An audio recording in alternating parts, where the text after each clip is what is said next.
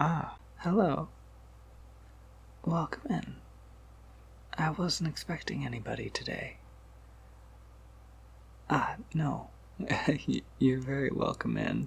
The company is always appreciated. Please, like I said, come in. What can I help you with today? What is this place? It's a bit of an apothecary, but I guess not so much in the traditional sense. We do supply our local witches with supplies such as various stones, herbs, materials, the basics. But we specialize in harder to find materials and objects that can't be gathered under ordinary circumstances. At least not by your ordinary kitchen witch. Am I a witch? Not quite. Not a wizard, either. The terminology on that is hazy. Most of the witches I know, or the male witches, go just by that. Witch is all. I think wizard sounds a little too, graybeard, lofty adventure, that sort of thing. It varies by the area you travel to, though. Me, I am probably what you would know as a vampire, with a few magical enhancements. We're quite hardy on our own, but I am that much more so. Tale for another time. All you need to know is it's a little easier for me to get into those hard-to-reach places than it is for most others. So, anyway, our specialties. Hard-to-find objects and materials. I'd be happy to show you some of those if you'd like. Don't worry about feeling pressured to buy anything, please. To tell you the truth, I just like to show off my toys sometimes. They don't always see the light of day very often. Most people who come in are kind of in and out. They're placing an order, picking up what they need, or they have other things to get to.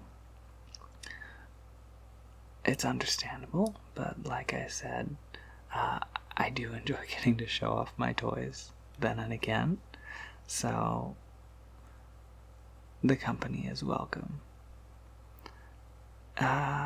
You will need a cleansing first, though. I hope you're not averse to a little bit of dampness. My preferred method of aura clarification is sea salt and purified water. I'm not much for smoke, and white sage always smelled a little too much like a music festival for my taste. No, music festivals aren't really my thing. I've been around for a while. Excuse me if I sound like I've got some conservative sensibilities. But yes, moisture. Okay? Perfect. Another benefit I find is the water absorbs into your skin and the sea salt dries into your hair and your clothes, and it offers kind of a residual protection until it's rinsed away. We keep the inside and local areas surrounding our shop well protected from less positive energies, but like calls to like, and we do carry some stronger charms and doodads that are imbued with more magic than your typical object, and it invariably ends up working like a magnet, not necessarily to negative energies, but to all energy,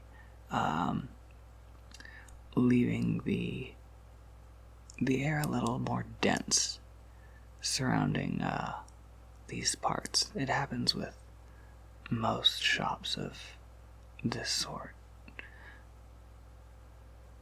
It's probably not a great idea to walk outside with a clean aura, which may sound a little strange, but if you think of it like low pressure and high pressure, yourself void of impurities is the low pressure.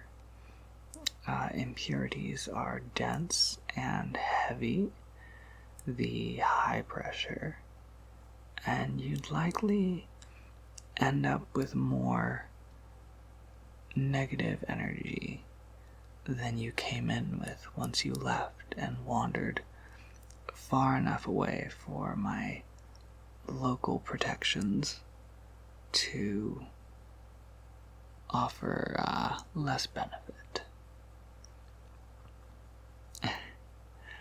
Well, like I said, not a witch, but theory and practice are very different things, and it wouldn't make much sense to run a shop like mine without a little bit of knowledge.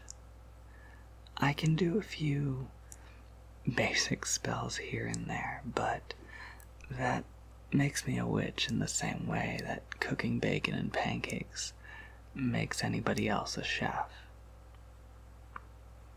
Yes, so, like I said, I've always found the theory interesting.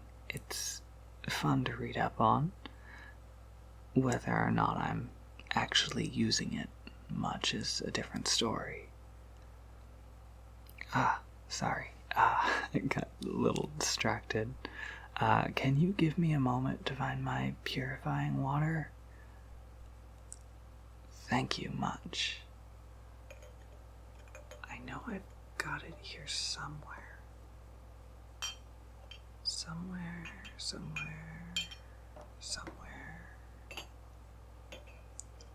Oh, come on, where did you get to?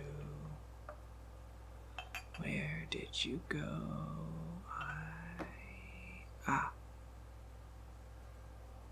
Found it. Now, I would like to saturate you pretty heavily, as I don't have much of an eye for auras. Is that okay? Thank you for understanding. Hold still, and I'll spritz you down. Let me check once first, though. Is that okay? Not too chilly or anything? Perfect. We'll get started then.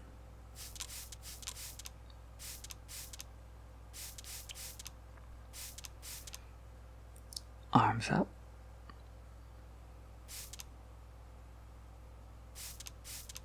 And that should be good. A couple extra just for safety measures. And we're all set. See?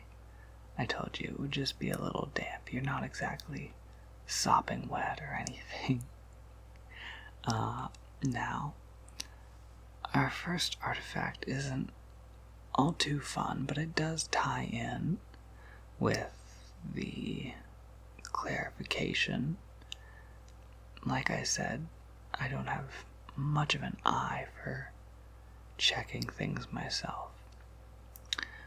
But with this, it does allow me to check auras and make sure I haven't left any contaminants.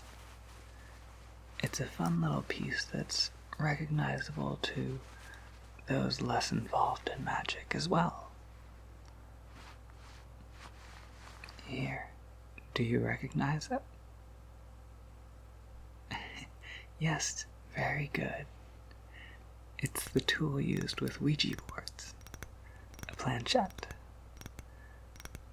This particular one holds a less than friendly spirit that an acquaintance of mine trapped inside of it. Oh, no, please don't worry. It's quite powerless as is. See the hard resin this is encased in? It's got fragments of a mineral stone called celestite. The negative energy is converted to a quite neutral. In simple terms, the spirit essentially works as a battery. All you need to know is that the energy isn't at all harmful anymore. The engravings here in the resin, see?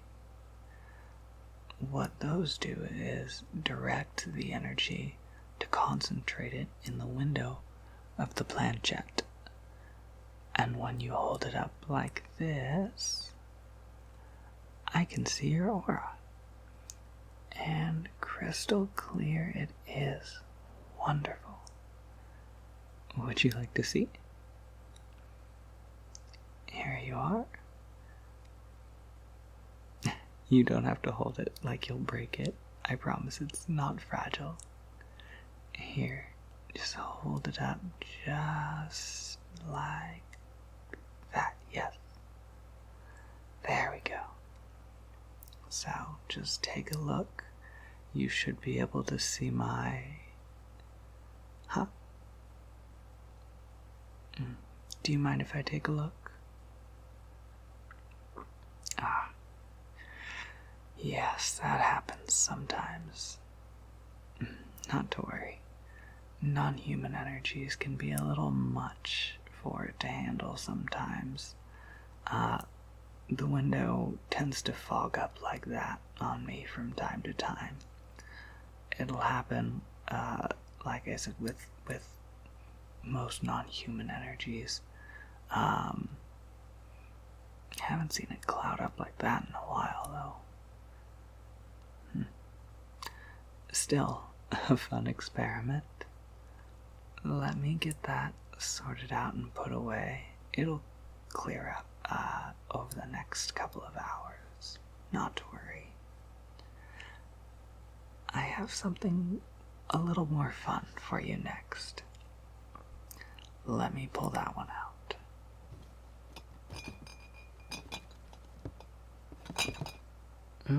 Well, interesting at the very least. Fun might be a strange word to use for it. This rather convoluted piece of material, if I can get the straps untangled from themselves, is known as a crying reaper. Generally worn by those traveling into dangerous territory, it acts as something of a reset button.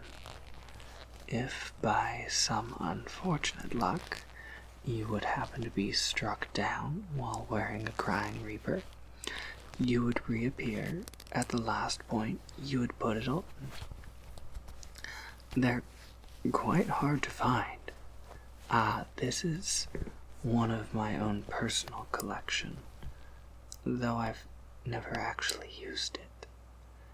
It's a nice security blanket to keep around. However, different species can handle wearing it for different amounts of time. A human, for example, could do a couple of hours. However, the effect becomes stronger with the length of time it's worn. If you were to die seconds after putting it on, you may have only a few days to live, whereas after a few hours, you may have no effect on your lifespan at all.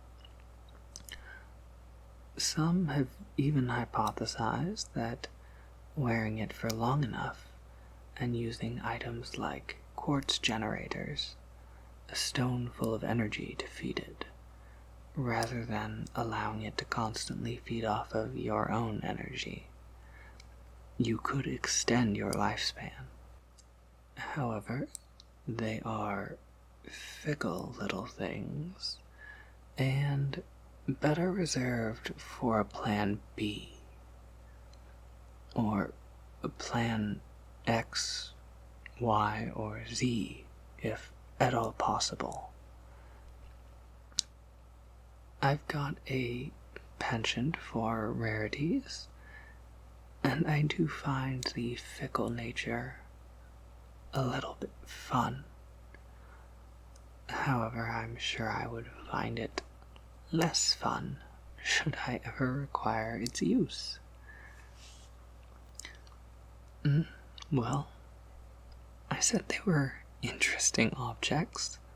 Magical objects are rarely good or bad, but to somebody new, those were both a bit dark, weren't they?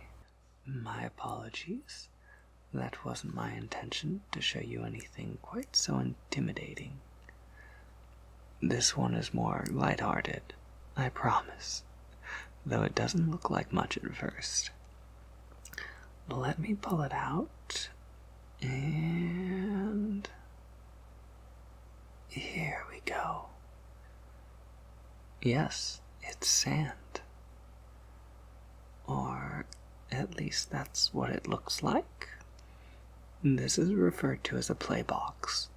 It's essentially a dictionary of sigils, signs, seals, and symbols, mostly used by beginner witches.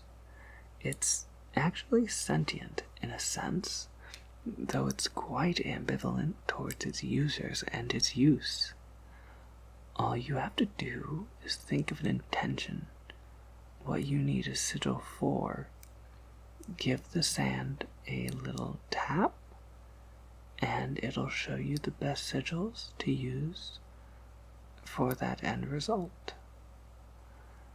They'll give you something better than what you could come up with on your own, a good 99% of the time anyway.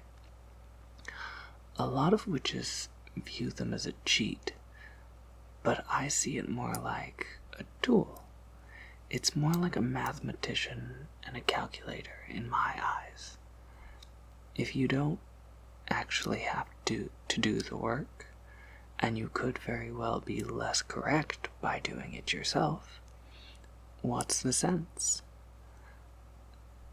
However, the more you pry into this world, the more you find that most with an interest in magic, there is a direct correlation to their lack of interest in sense. It's a fair trade, I suppose. Try it. Think of something you'd like a spell to do, and give it a little tap. You don't actually need to be able to perform the spell, or have any magical inclination at all. If nothing else, it's actually pretty relaxing to watch. Here you go. That's it. Give it a moment. And there it goes.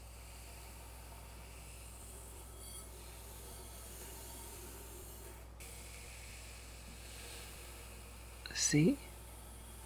It's even given you options. It may not if you have a specific purpose, but a general, vague idea. It'll let you make your own choices, depending on what you feel is the best suited for your situation, so it's not entirely a crutch.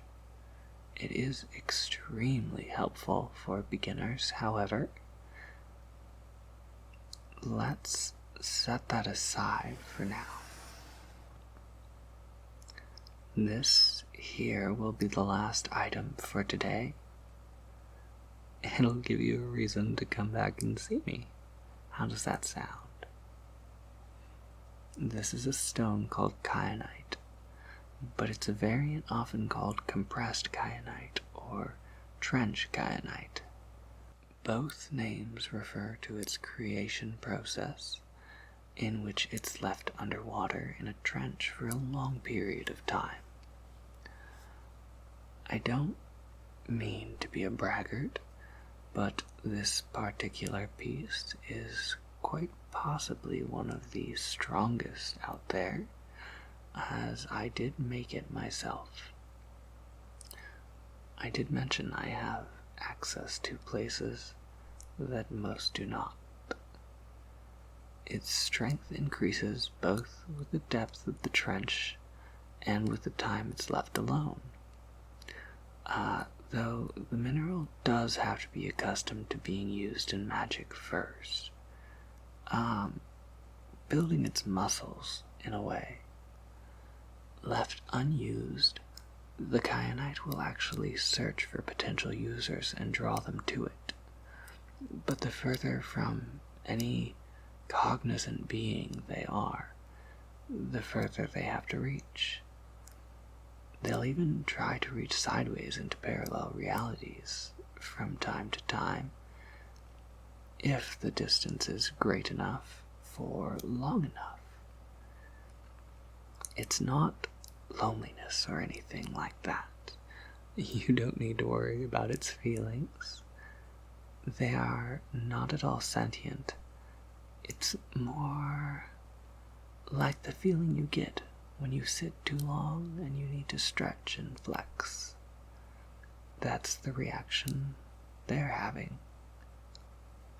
This particular stone was left in the Challenger Deep of the Mariana Trench for long enough that I'd actually forgotten about it.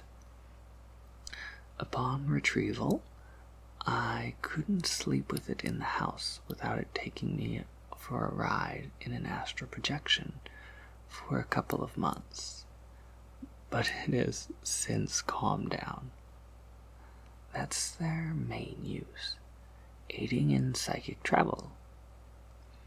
You can reach places you normally wouldn't with this, though I do recommend pairing it with a protective sigil and falling asleep with the intention of reaching somewhere nice. But compressed kyanite is not at all malicious. It won't take you anywhere it feels as dangerous. It does have a touch of greed as well. It doesn't like going unused.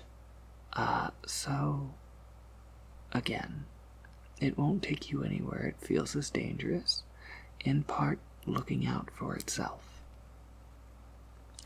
Now, you have no magical background, correct? I hope you don't mind the assumption, and my greatest apologies if I am mistaken. I thought as much. It's not a bad thing at all. Like I said, it's actually nice to have an untrained visitor. People like you get so much more starry-eyed at my artifacts. It's plenty cute to see. I'd actually like you to have a couple. The last two I think you might enjoy. Pairing them with a Book of Shadows and a wand from another shop would do you quite well in getting you started on a witch's setup. No, please, I insist.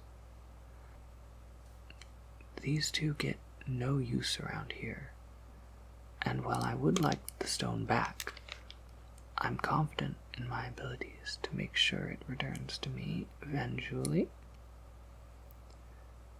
If it really makes you that uncomfortable, call these loans and you can return them to me one day. Take them, learn something interesting, and get yourself a story. Come back and tell me about it once you've got it. As much as my shop is a livelihood, it's also something I use to keep myself entertained. And you seem to be quite an entertaining fellow. Please, humor me? Thank you so much. I can't wait to hear about what you've come to learn. Let me wrap these up for you.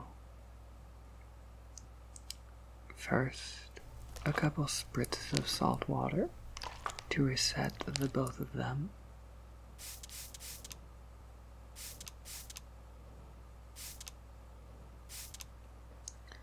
Now I'll get them wrapped and packaged for you.